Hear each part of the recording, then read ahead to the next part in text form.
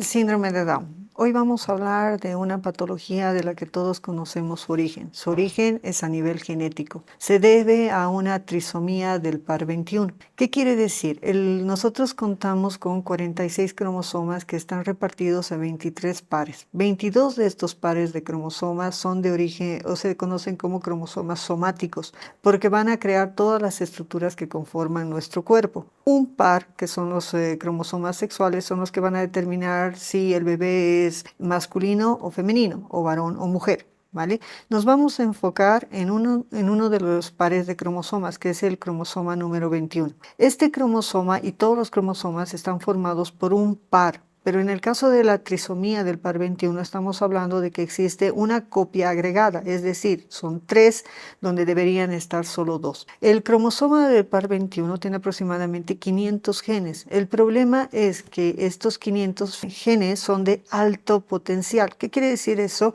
Que tienen la capacidad de influir en otros genes. Al influir en otros genes, esto es lo que nos explica la variabilidad de características que podemos encontrar en el síndrome de Down. Y también nos explica por qué el síndrome de Down afecta a muchos órganos y no solo al cerebro. Sin embargo, dentro de lo que nosotros hacemos y dentro de lo que hace este canal es que nos vamos a enfocar en las alteraciones cognitivas, sensoriales y comportamentales que pueda presentar una persona con síndrome de Down. ¿Cómo y cuándo se diagnostica el síndrome de Down? El síndrome de Down tiene una característica, se puede diagnosticar muy temprano durante la gestación. De hecho, ya la podemos diagnosticar en una etapa de 3 hacia la cuarta semana de la gestación. Hay métodos como por ejemplo una ecografía que nos puede dar un cribado, no un diagnóstico, sino un examen que nos permita plantearnos el riesgo de que exista una trisomía del par 21, lo que se conoce como el síndrome de Down. Posteriormente podemos echar mano de otro tipo de exámenes que ya nos darían un diagnóstico, que serían una corioamniocentesis o una amniocentesis, que es tomar parte o una muestra de líquido amniótico de la mamá o de una muestra del cordón umbilical del bebé. Esto nos permite hacer un cribado y determinar que existe la trisomía del par 21. Hay algunos casos en los cuales los bebés nacen y aparentemente no tienen características muy relevantes que nos hagan sospechar un síndrome o un síndrome de Down, por lo cual también podemos en estos casos utilizar una técnica de un cariotipo, que es un establecimiento de los cromosomas, un estudio de los cromosomas y establecer el diagnóstico. Esto es muy poco frecuente actualmente porque gracias a la tecnología podemos echar mano de estudios que nos permitan identificar al producto como un producto que tenga ya la alteración genética y un síndrome de Down que se va a presentar. ¿Cuáles son las características del síndrome de Down que se van a dar a nivel del cerebro?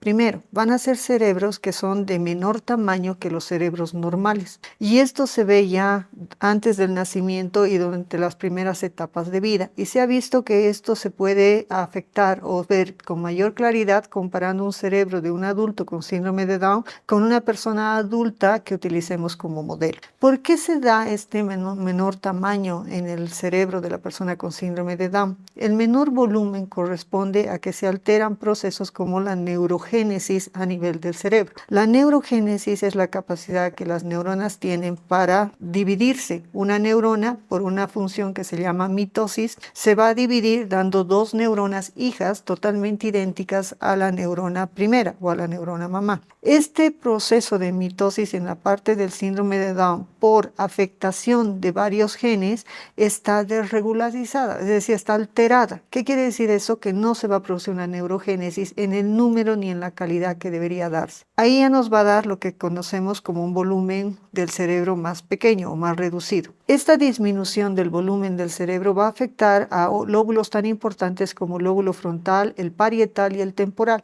Sin embargo, la afectación no va a ser del mismo grado a nivel del lóbulo occipital. Este dato es muy importante porque nos podemos basar en esta capacidad que el niño tiene a nivel visoespacial para promover una terapia que le sea de mayor utilidad al niño. Sin embargo, tenemos que tomar en cuenta que si afecta al lóbulo frontal, parietal y temporal, va a presentar características desde el nacimiento relacionadas con la afectación de estos lóbulos indicados. Aparte de la neurogénesis, otra de las alteraciones que se ve a nivel del cerebro del cerebro de la persona con síndrome de Down es que se altera la producción de dendritas, es decir, la formación de dendritas y también la estructura de las espinas dendríticas. Las dendritas es las prolongaciones de la neurona que le permite conectar una neurona con otra neurona, y las espinas dendríticas están como si fuera un tallo del arroz, y las espinas que ustedes conocen son justamente eso, espinas que se encuentran en estas prolongaciones dendríticas que aumentan la superficie de conexión entre las neuronas. Aumentar la superficie de conexión involucra que estas neuronas charlen de manera más eficiente, que la comunicación se dé de mucha mejor calidad,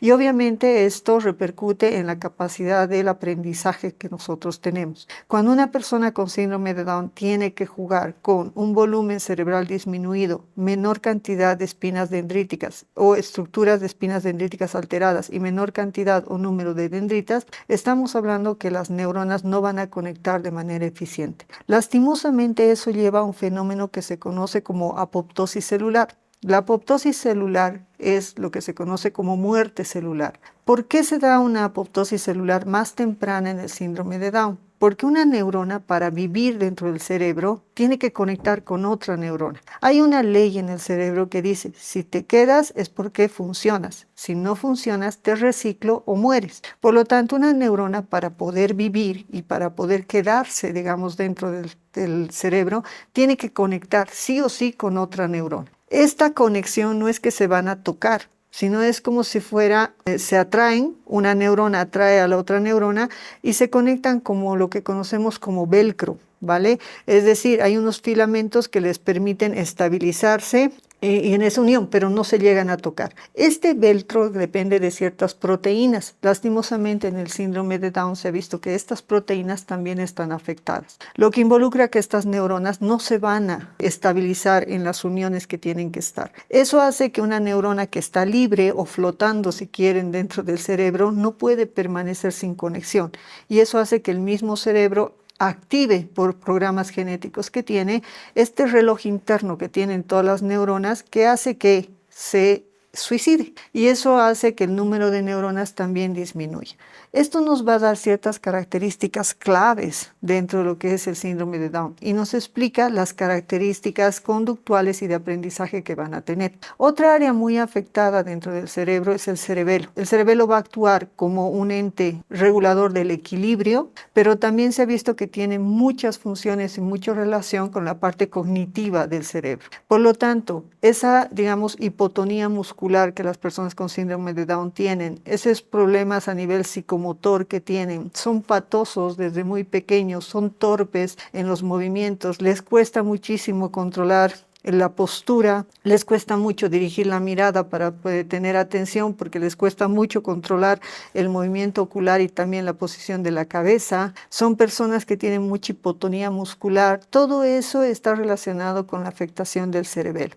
Pero al mismo tiempo el cerebelo tiene que ver con otras funciones, como por ejemplo la regulación del lenguaje. Cuando hay hipotonía a nivel de los músculos orofonatorios que necesitan tener cierto tono muscular para producir adecuadamente las palabras, y si el cerebelo no puede, hay hipotonía y el cerebelo no puede realizar su control en el equilibrio y secuenciación, las personas con síndrome de Down van a tener problemas en la producción del lenguaje y también en cómo hacen el uso pragmático del lenguaje. ¿Qué quiere decir eso? Pueden ser personas con síndrome de Down que tengan muy poco lenguaje, o personas con síndrome de Down que desarrollen lenguaje pero con ciertas características propias del síndrome. Es decir, tienen problemas para regular la secuencia de las palabras para el uso correcto del lenguaje. Otras características muy importantes que tienen relación con la afectación que se da a nivel de los lóbulos que hemos citado es, por ejemplo, a nivel del lóbulo frontal. Cuando afectamos el lóbulo frontal es el CEO de nuestro cerebro. Es la parte que va a dirigir a las partes posteriores y también va a recibir retroalimentación de las partes posteriores para su buen funcionamiento. Actualmente se habla de un eje frontoparietal porque está ganando mucha relevancia las funciones que tiene el lóbulo parietal. Pero cuando afectamos el lóbulo frontal vamos a tener problemas en las funciones ejecutivas y eso también se ve en las personas con síndrome de Down. Las funciones ejecutivas son las que te permiten la planificación de las tareas, la planificación de tus objetivos, te permite la secuenciación de los pasos que vas a seguir para llegar a tu objetivo, te permite la validación o valoración de los pasos que estás haciendo, te permite también cambiar de estrategia si lo que tú quieres o lo que estás obteniendo no es lo que tú te estabas pensando. Esas características de unas buenas funciones ejecutivas en las personas con síndrome de Down están alteradas, lo cual hace que podamos explicar las características en todo el proceso evolutivo de la persona con síndrome de Down. A nivel del lóbulo temporal, que es el que está acá, siempre está relacionado con la parte del lenguaje y la parte de la memoria. En la parte del lenguaje se caracteriza por la dificultad que tienen las personas con síndrome de Down de tener un lenguaje de tipo espontáneo, por la dificultad que tienen para recordar cómo se llaman las cosas o denominar las cosas o los objetos y también lo que quieren decir. Pero también está alterada la parte de la memoria a largo plazo. Si afectamos la memoria a largo plazo, lastimosamente estamos afectando la capacidad de aprender de la persona. Si no podemos consolidar lo que hemos adquirido como información, no la podemos guardar, tampoco la vamos a poder obviamente recuperar. Si no podemos guardar, ¿qué vamos a recuperar? Eso explica una de las características primordiales del síndrome de Down, que es hablar de déficit intelectual. El síndrome de Down está muy ligado y tiene un alto porcentaje de déficit intelectual. El déficit intelectual tiene unos parámetros. De hecho, la inteligencia, que está muy discutida en el área de la psicología y psicopedagogía, de qué es lo que llamamos nosotros inteligencia y qué parámetros tenemos que utilizar para decir que una persona es inteligente o no, todavía están siendo discutidos, pero todavía utilizamos un parámetro que se llama coeficiente intelectual. El coeficiente intelectual de las personas, entre comillas, normales, va entre 100, entre 90 y 110.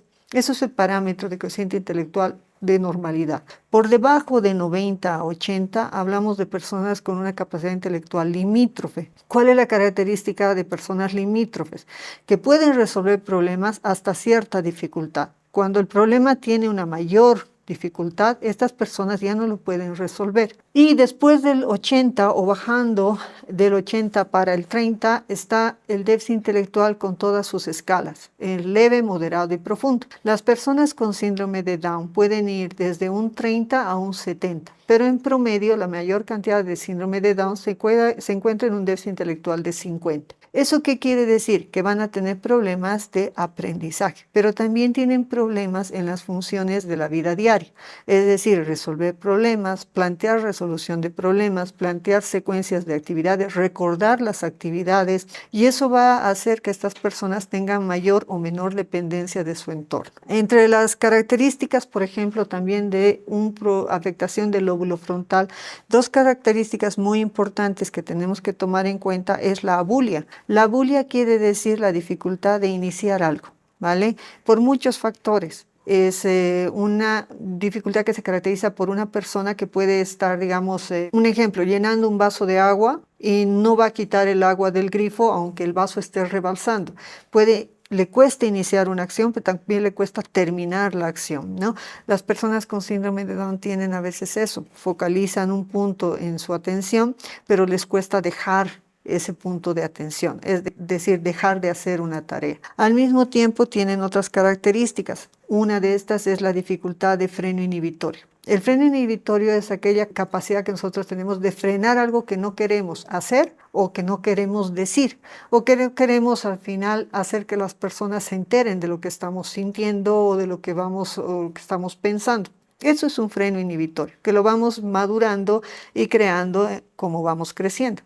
En las personas con síndrome de Down, por la afectación del lóbulo frontal, siempre va a haber una dificultad en el freno inhibitorio, lo cual va a traer problemas en el día a día, en las actividades de la vida diaria. Hay otras alteraciones, como a nivel de la memoria de trabajo, regular la atención, controlar lo que es el freno inhibitorio, controlar la percepción emocional o controlar la tan riqueza emocional que se habla en el síndrome de Down. Este video es para las personas que trabajan con personas con síndrome de Down, pero principalmente para los primeros cuidadores, que en este caso son los padres. ¿Qué es lo que tenemos que saber para trabajar con síndrome de Down. No es que vamos a dar una terapia completa, sino vamos a dar ciertos tips que pueden ayudar tomando en cuenta las alteraciones que presentan a nivel cognitivo y a nivel sensorial y emocional. Primero, ¿qué es lo que debemos hacer? Psicoeducación. Toda terapia tiene que partir de psicoeducación. Si los padres saben las capacidades, las deficiencias, las alteraciones incluso estructurales y de por qué los niños hacen lo que hacen o no pueden hacer lo que se les pide,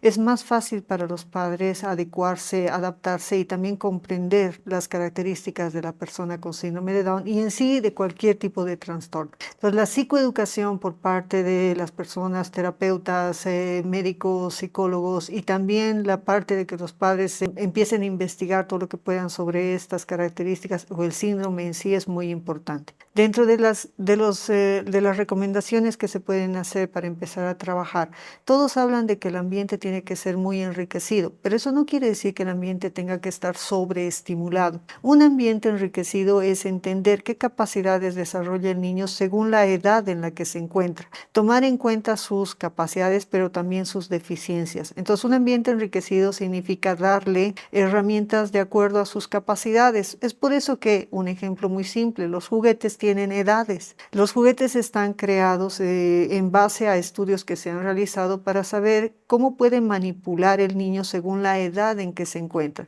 Darle un juguete de mayor edad a cualquier niño puede llegar a que éste se frustre y no quiera realizar la tarea y no cumpla la función del juguete. A eso se refiere un ambiente enriquecido, dotarle de herramientas adecuadas para las características propias de su edad. Tener un ambiente sobreestimulado o sobrecargado de estímulos, ya sean visuales, de texturas, estímulos auditivos, puede tener un efecto rebote que no nos va a agradar. Un efecto que no es el que estamos buscando. ¿Por qué?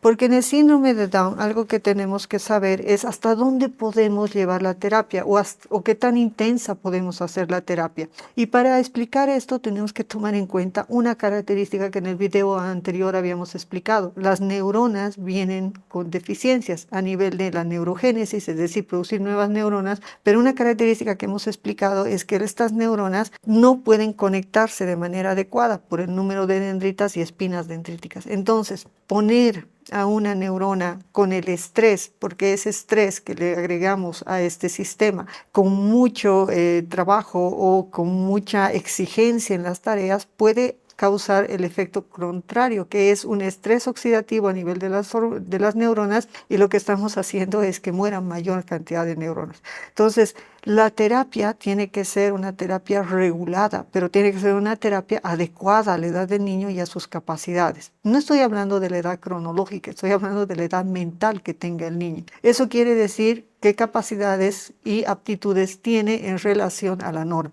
Para formular una terapia, los primeros objetivos que tenemos que plantearnos es la parte sensorio-motora. Haciendo caso de las edades evolutivas de Piaget, sabemos que la parte sensorio-motora es la primera etapa que se va a desarrollar en el niño, porque se va a conectar con su mundo externo a través de las sensaciones y el movimiento. Esta etapa sensorio-motora es muy importante. Ya hemos hablado de que no hay que sobrecargar al niño, tampoco hay que sobreestimular al niño. Y en esto ha cambiado un paradigma. Antes se pensaba que los padres no podían ser coterapeutas del niño, pero ahora se sabe que es vital la actuación de los padres dentro de la terapia, porque son los que en mayor contacto van a estar con el niño, más tiempo van a estar con el niño. Tomen en cuenta que una terapia que hace un terapeuta es de 1 hora o 45 minutos, 1 o 2 veces a la semana. Por lo tanto, una de las funciones del terapeuta tiene que ser enseñar a los padres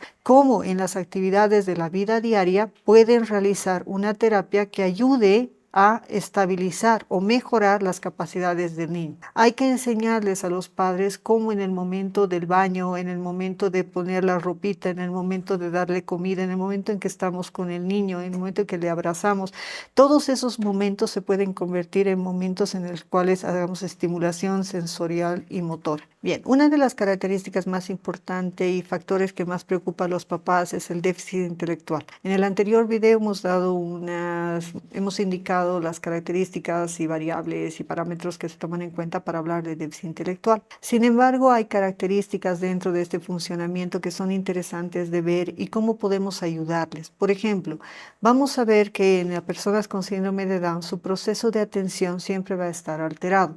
¿Qué quiere decir esta dificultad? Que no pueden enfocar su atención sobre un estímulo relevante. Nuestro cerebro tiene la capacidad de inhibir los estímulos irrelevantes y en jerarquía poner nuestra atención sobre aquello que nosotros consideramos o nuestro cerebro considera que es importante para nosotros. Pero tenemos que ser capaces de mantener nuestra atención el suficiente tiempo como para entender lo que estamos viendo o lo que estamos trabajando y al mismo tiempo inhibir los estímulos externos que están también llegando a nuestro cerebro. En las personas con síndrome de Down, este proceso está alterado, por lo cual no pueden ni siquiera no pueden jerarquizar qué es importante y qué no. Si están realizando una tarea y hay un estímulo externo, van a perder el foco de atención y generalmente se van a ir al estímulo externo y no van a poder volver a focalizar en lo que estaban haciendo. ¿Cuál sería una técnica adecuada para trabajar esto? Primero, tienes que hablarle de una manera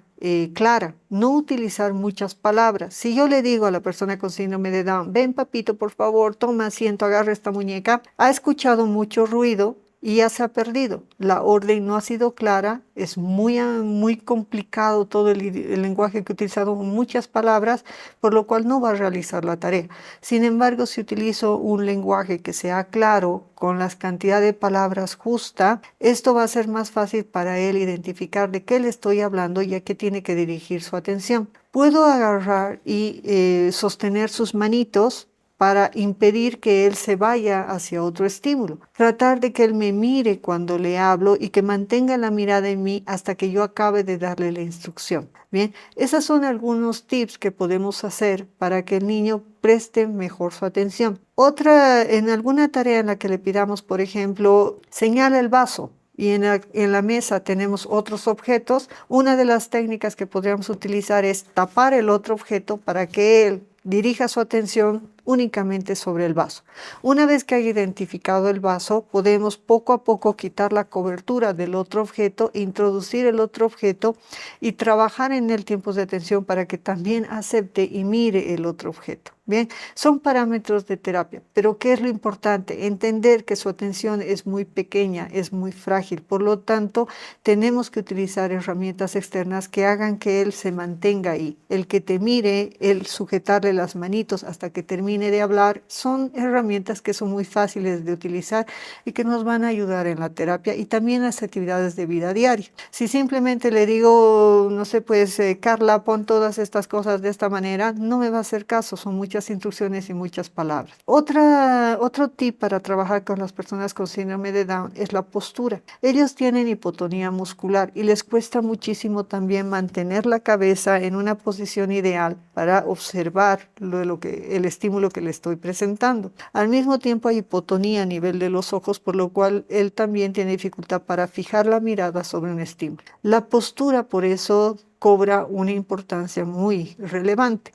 ¿Cuál es la postura ideal? Tiene que estar sentado en la silla que sea del tamaño para su estatura. Si le ponemos una silla más alta en que los pies estén ahí al aire, no le permitimos tener los pies apoyados en el piso, lo cual le permite fijarse adecuadamente y un mejor control de la postura posterior. Los pies tienen que estar sobre el piso, tiene que estar sentado cómodamente en la silla, pero con los pies hacia adelante.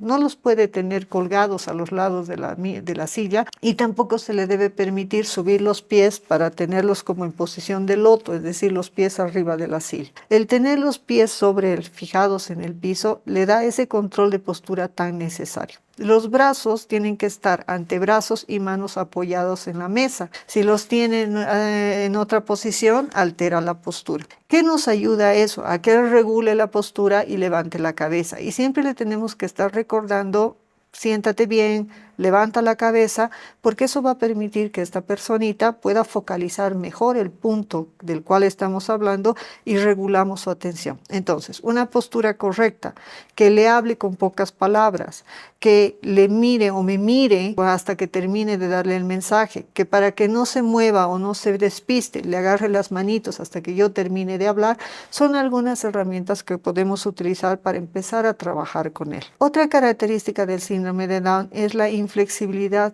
cognitiva y mental que presentan. La inflexibilidad es que yo he aprendido que esto es negro y no voy a tolerar otro color.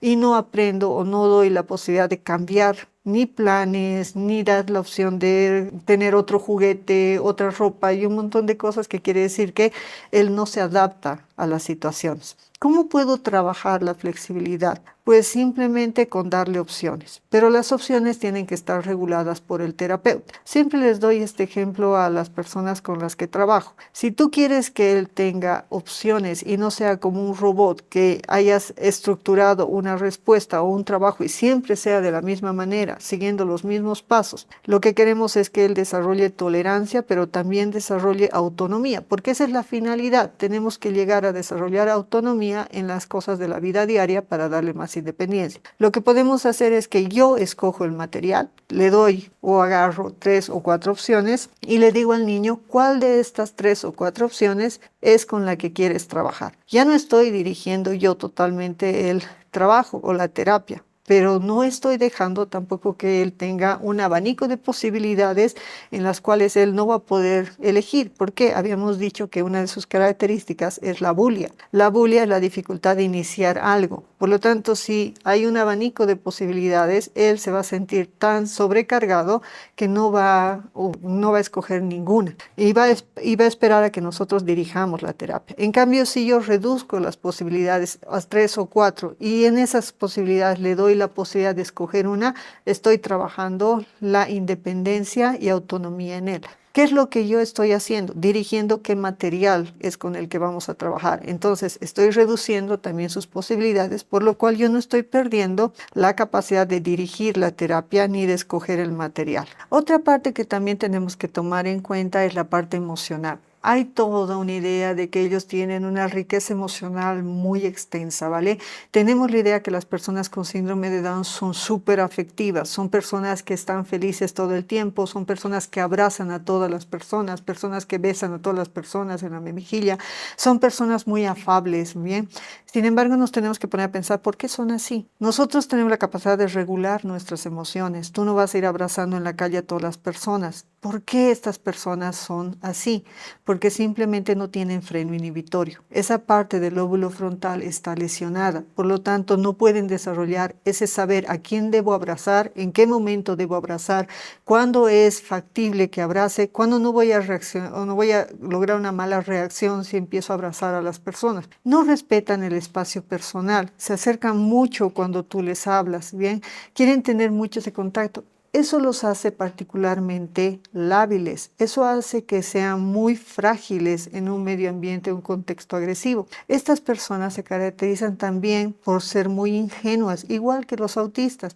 Son personas, por lo tanto, muy vulnerables. Por lo que hay que hacer una terapia también para enseñarles de distintas maneras y con muchos programas, les enseñamos a leer las situaciones sociales para que ellos puedan y aprendan a regular esta parte emocional, que es clave y es muy importante. Para esto podemos utilizar, por ejemplo, kits sensoriales, podemos utilizar pictogramas, igual imágenes que les enseñen cuándo se tiene que hacer ciertas cosas, pero también podemos utilizar palabras clave. Las palabras clave son como que vamos a escoger una palabra dentro de la familia que a ti te enseñe que ya no debes hacer algo, ¿no? Entonces imaginen que están en un lugar con muchas personas y el niño sabemos cuál va a ser su característica. A la que le miren o le hablen va a ir y va a empezar a tener abrazos y besos con las personas. Por lo tanto, podemos utilizar una palabra, por ejemplo, copo de nieve o lluvia o alguna palabra así, que él indirectamente le esté diciendo que tiene que frenar su conducta. Esto nos permite dar autonomía en situaciones sociales a las personas que sufren síndrome de Down. Otra de las dificultades que tienen las personas con síndrome de Down está a nivel del lóbulo temporal. es la relación con la memoria a largo plazo. La memoria tiene diferentes partes, bien, hay muchas clasificaciones, pero lo más común es decir que hay una memoria a corto plazo y una memoria a largo plazo. La memoria a corto plazo es la que, como su nombre dice, dura muy poquito. Es decir, ingresa un estímulo al cerebro. Si el cerebro considera que ese estímulo es relevante, importante para ti, y algo importante y vital para ti, la va a llevar al cajón de la memoria a largo plazo. La memoria a largo plazo es la que va a almacenar la información y que no tiene tiempo, es indefinida, la tienes toda tu vida, ¿vale? El detalle es saber es jalar o recuperar esa información. Las personas con síndrome de Down tienen problemas en ambas memorias, tanto en la memoria a corto plazo por estar afectado el lóbulo frontal, por lo cual no pueden retener la información en suficiente tiempo como para trabajar sobre esa información. Bien, lo cual hace también que pierdan el foco de atención muy fácilmente, pero también tienen dificultad en llevar esa información a la memoria de largo plazo. Recordemos lo que en un anterior video les había dicho, están afectados tres lóbulos, lóbulo frontal, parietal y temporal, pero es mejor y está menos afectado el lóbulo occipital. Entonces, ¿qué yo puedo hacer para trabajar memoria a largo plazo? Valerme de esta menor afectación en el lóbulo occipital. ¿Qué quiere decir eso? Que si yo le enseño con imágenes y me apoyo en imágenes para enseñarle, voy a potenciar la posibilidad de la memoria a largo plazo. Si me enfoco solo en el estímulo auditivo y quiero que guarde información que es episódica o que es declarativa, que tiene que ver con solo el uso de las palabras, estoy fallando. Lo que tengo que hacer es unir imagen con el estímulo auditivo y apoyarme mucho en las imágenes. Si las imágenes son algo que él le emocione, son llamativas, las utilizo en objetos, luego paso a imágenes, hago que empareje una ficha con un objeto, luego ficha, luego le muestro la ficha, le enseño la palabra. Todo movimiento, toda acción tiene que ver con imagen y al mismo tiempo producción de lenguaje. Estoy mejorando su capacidad de retener información. Por lo tanto, estoy mejorando su capacidad de aprendizaje. Una de las técnicas que se puede utilizar es el uso de pictogramas. Es mucho más fácil cuando le queremos enseñar algo que sea fraccionado. Es decir, por ejemplo, el típico ejemplo, quiero enseñarle a lavarse los dientes. Si le digo, Juancito, ve a lavarte los dientes y le enseño, así se lava, ahora hazlo tú, no lo va a poder hacer. ¿Por qué? La memoria de trabajo está disminuida, lo cual hace que retenga la información por poco tiempo. Su atención está alterada, por lo cual a la primera o segunda palabra ya lo perdí. Pero si utilizo imágenes de una secuencia que le enseñe paso 1, paso 2, paso 3, paso 4, de cómo se lava los dientes y más, si utilizo esas imágenes y las pongo en el lavabo para que él vea las imágenes en la secuencia y todo el tiempo la imagen le está recordando los pasos que tiene que realizar, al final, después de muchas repeticiones, tengo la posibilidad que esa capacidad se automatice. ¿Qué significa que se automatice? Que vaya a otro tipo de memoria, que es la memoria de tipo procedimental, que está en otra área del cerebro. Esa memoria procedimental es la que nosotros llamamos automática, en la cual nosotros realizamos una acción sin tener que estar pensando en la misma. Ustedes pueden hacer varias cosas al mismo tiempo. Pueden caminar y mascar chicle, pueden caminar y hablar por celular, pueden caminar y estar pensando en otras cosas. Una de las funciones es automática, es la de caminar.